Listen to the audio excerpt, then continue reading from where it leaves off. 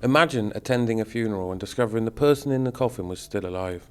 Today I've come to St Decuman's Church in Watchet, where local tradition speaks of one of Somerset's most remarkable stories, the story of Florence Wyndham.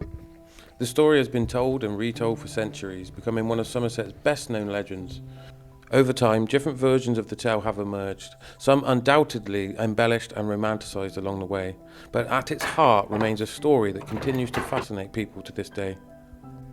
Known as the lady who died twice but lived once, Florence Wyndham occupies a unique place in Somerset folklore. According to tradition, Florence had been declared dead and preparations were made for her burial.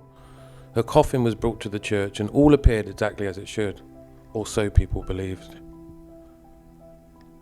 As the story goes, after the funeral service had ended, the church stood silent. A sexton returned under cover of darkness. He had come not to pray, he had come for the rings on Florence's fingers. Believing nobody would ever know, he approached the coffin and reached for the jewellery. But what happened next would ensure that Florence Wyndham's name would be remembered for centuries. Inside the church today are memorials connected to the Wyndham family themselves. They serve as a reminder that behind every legend are real people, real lives and real memories. And it is here that the story of Florence Wyndham continues to endure. The tale became so well known that it was later immortalised in a poem.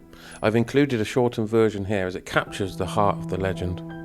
The church door creaked on its hinges that night, wherein shadows loved to preside, and 2 tallow candles which shed a dim light kept watch at the lone coffin side.